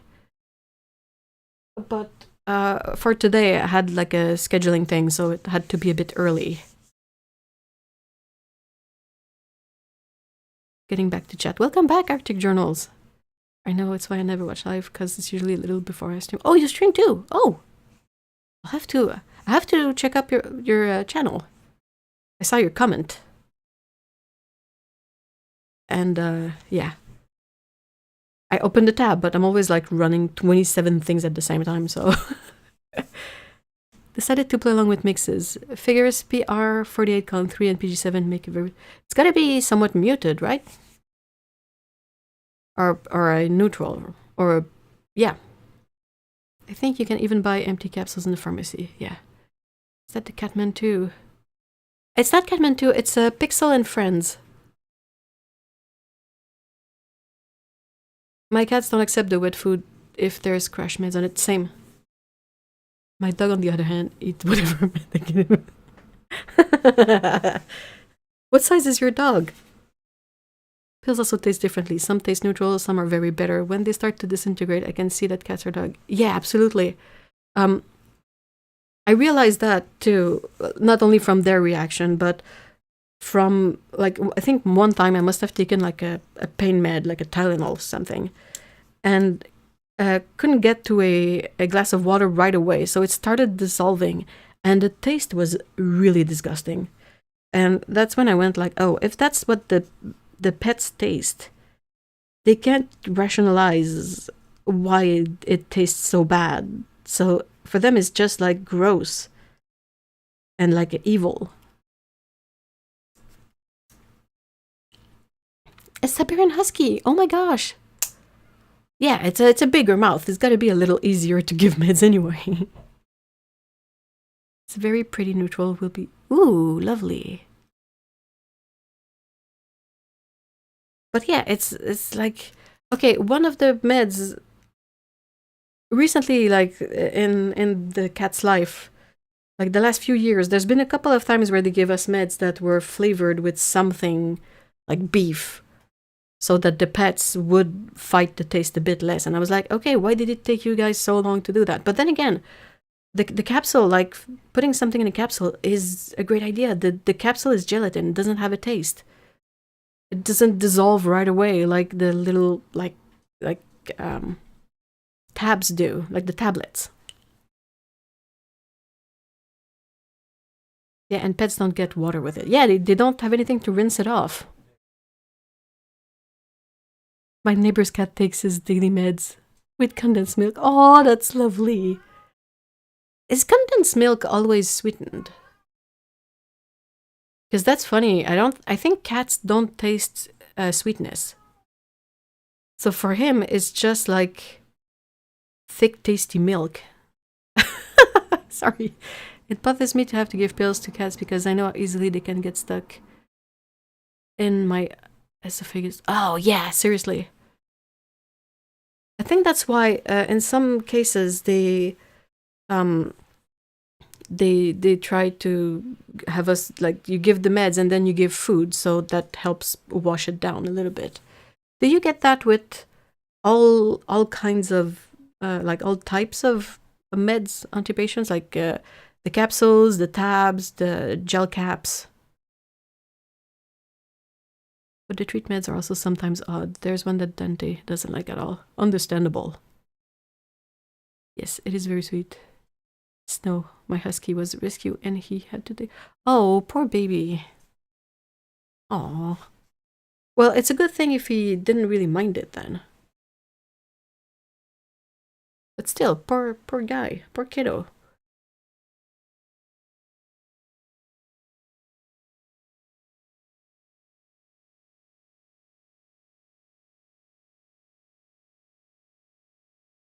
I got him used to a little bit of cheese. Cheese.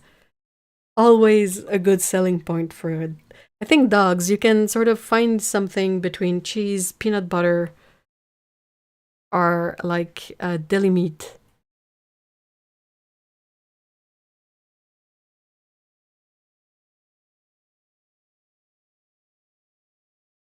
I feel like with cats it's a little bit more difficult because, like I said, proportionally every single med is bigger because a cat is much smaller. So every time he sees meds, he thinks yummy cheese. That's so funny. I'm on so many meds I can't narrow down whether it's capsule or tabs causing it. I think the capsules may be slightly worse, but there's also... Oh, I see. Oh, that sucks. Maybe you should try to coat them in, like, butter before swallowing them. They say to do that with meds for cats because it helps them going down, so maybe it would work for humans too.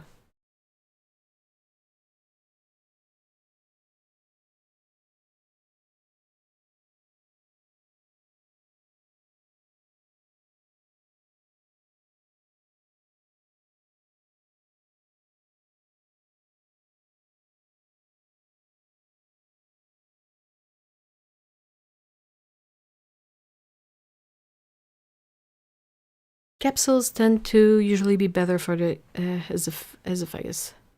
Leaky leaks for humans, yeah, basically. You coat it in pudding. Yeah, that's what I would kind of think too, because the capsules have the capsule as a protection, unless you react to the material of the capsule, perhaps. But yeah, like tabs are awful.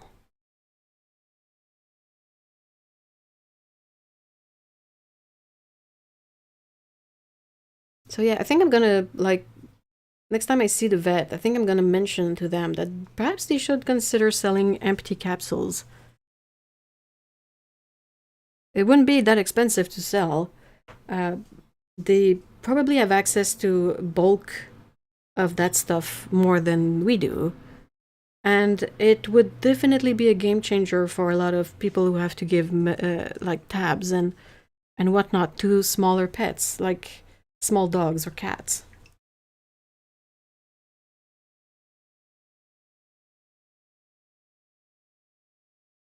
I'm so glad I still had those cranberry capsules. If you're not diabetic, you can caramelize. What? Really? How do you do that?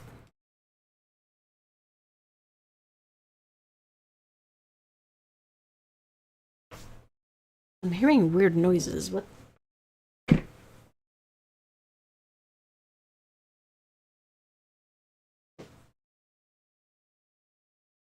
Either that or I'm hallucinating noises, which is great.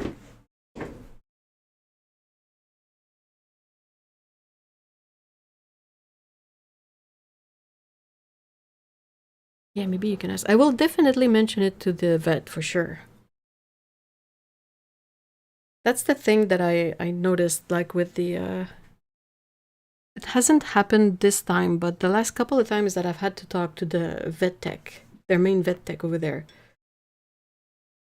it was kind of aggravating because I don't know why, but I have really terrible experiences with most vet techs.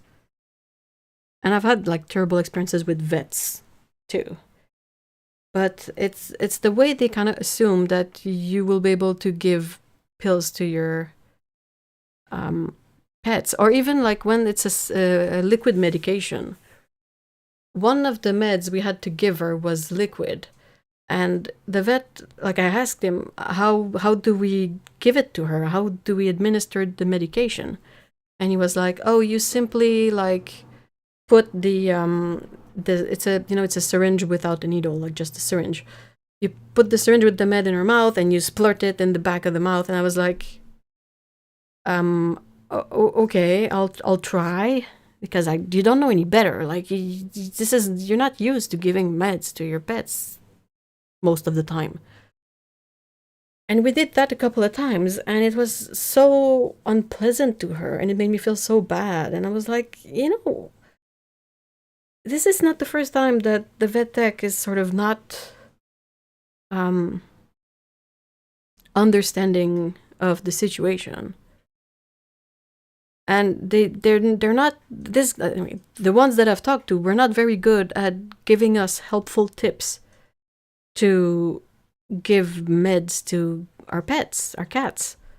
And often I have to sort of look online or really think outside the box and try to find ways, and we try a bajillion things, and eventually we get through it, but it's like it's not easy, and we were not trained for this. So I'm like, why do they not, like, at least try to make it a bit easier or something?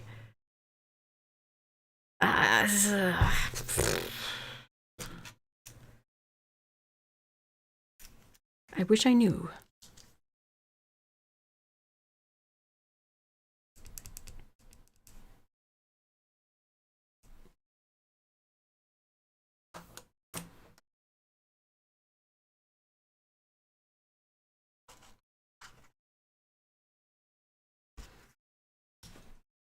So yeah, basically we decided to keep on hand like a bag of empty capsules. You can get different sizes. So we tried to get the size that were a little bit smaller than the ones that I had from my cranberry capsules. But yeah, it's just like it exists.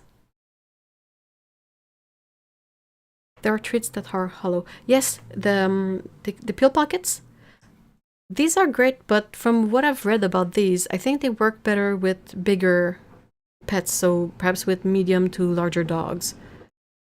Because if they're big, even the ones for cat, they're quite big, and then if you put the medication in there, cats are really good at eating around the medication or spitting it out and eating the treat. So it's a bit difficult. I feel like when or perhaps if you have a really large cat, like a big Maine Coon, you might be able to get away with it, but I think it mostly works if the pet doesn't chew the treat too much.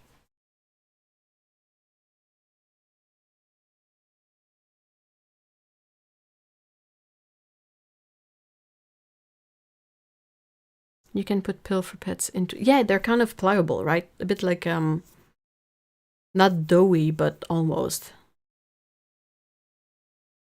Some dogs do that too, spit stuff out.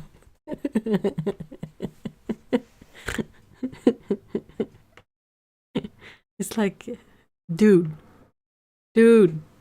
I know there's some meds in there. Yuck. Thanks for the treat, though.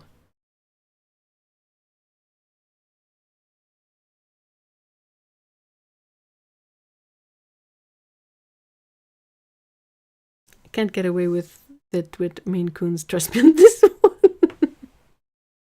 But, I mean, is your Maine Coon gigantic? Some Maine Coons are like the size of a medium dog. Like, come on. What's up with that? My elder Yorkie used to spit it out through a space in... Okay, that's too clever. He was sneaky. Ah, oh, dang it, that's the worst. Like, if they spit it right away and you see it, then you can try to, like, give them some sort of other way. But if they hide that they spit out the meds, then it's tricky, because you're like, dude, you need those.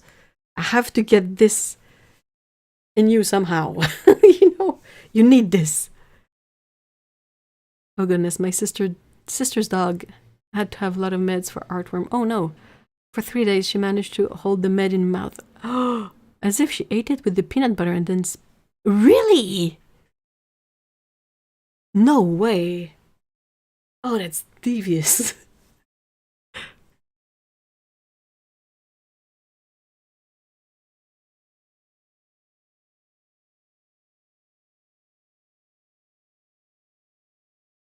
They found a bunch of pill in the corner and realized poor baby being sick is hard. I also don't like taking my meds. Yeah, same. Yeah, it's not easy, but the thing is as humans, we can rationalize that the meds are supposed to help with us getting better at some point. You cannot really get that level of understanding in a pet's brain. Like, they're clever, but they're not that clever, you know, most of the time. Like Lena said earlier, it works if it's something that has an effect right away. Like an itch that goes away with a cream or with drops, stuff like that. But for medication that has to act over many days, good luck. It's not easy.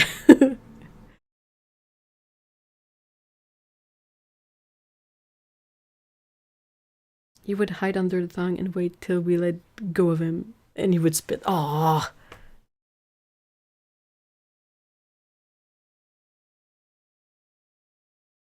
Too clever for their own good.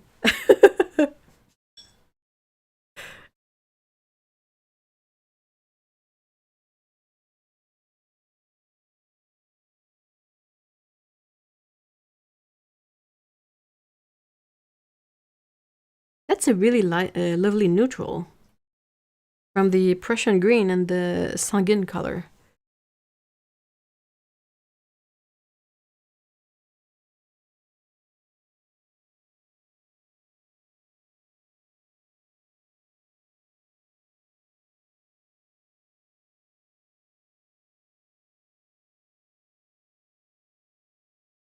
Also, gouache trial is hard. I seem to be having dry brush level thickness, or it is too liquid like watercolor thin, but I'll try again later and go clean up the apartment for now.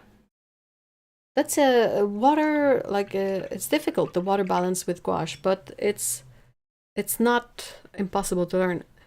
You said you're gonna go clean up the apartment, so I don't know if you'll be able to reply, but do you use it straight from the tube, or is it dried in a palette? I'm in love with gouache lately. I feel like gouache is getting a bit of a revival lately. And the water brush has been helpful in achieving the right consistency. And a few drops of propylene glycol. Where did you get that on its own? And isn't it blue? I need to leave for a bit. Hope. Oh, I'm gonna have to end it soon, Lena. I'm sorry. Wish I could like stream more, but today is gonna be a bit difficult.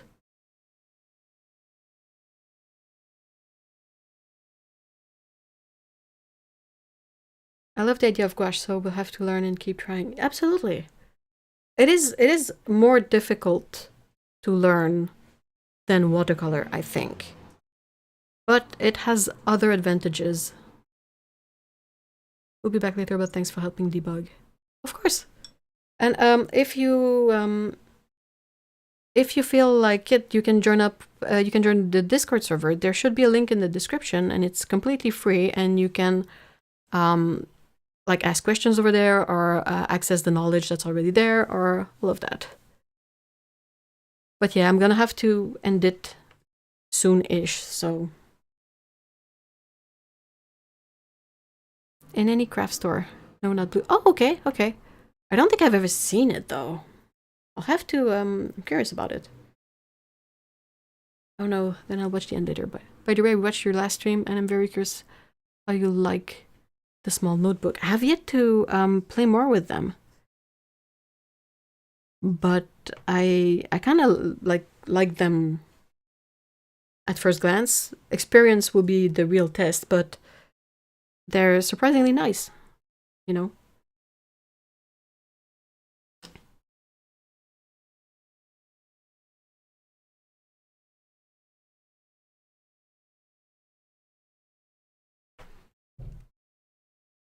Oh, wait.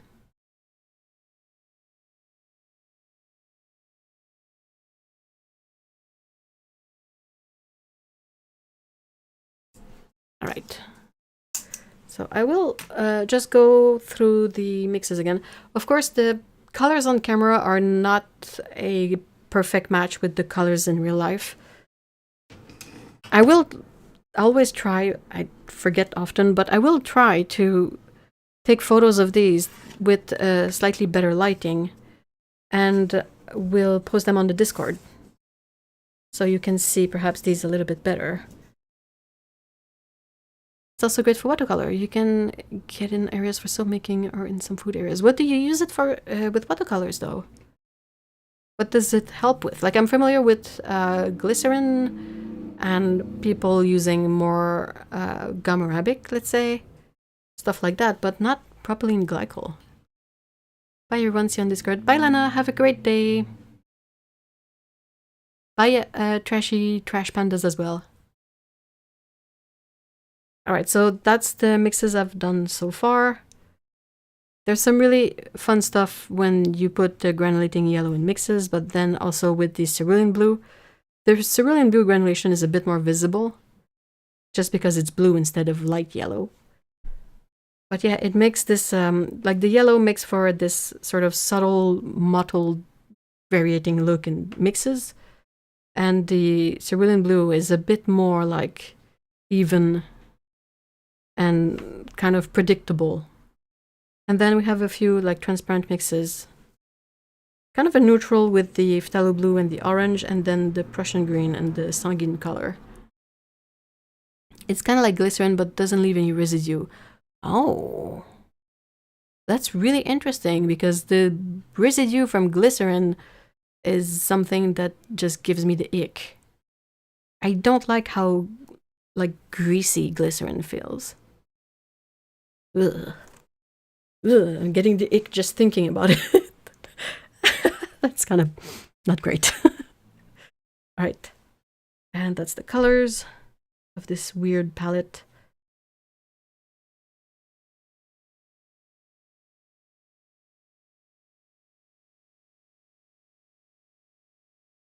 And that's gonna be it for today's stream.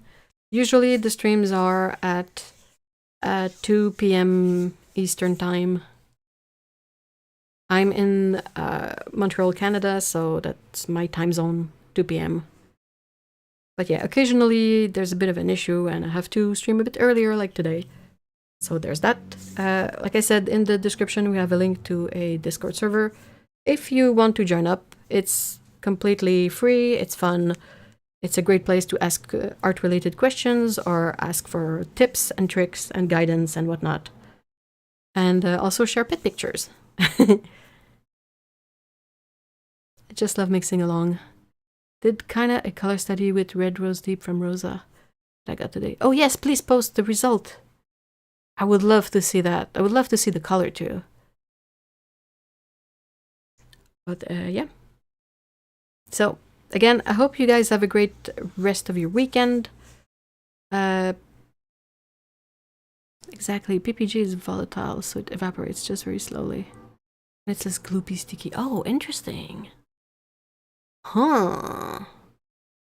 Glad I got the stream today, thanks. And hope everyone has a good weekend. You too, Anti-Patients, it was nice to see you. Thank you guys, thank you, Arctic Journals, Lucy Fox Arts, Anti-Patients, Sassy Britches, Lena, Trashy Trash Pandas, and Paolo, and everyone else that was here. Even if you lurked, that's perfectly fine as well.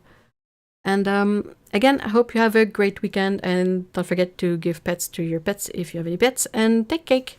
Bye bye.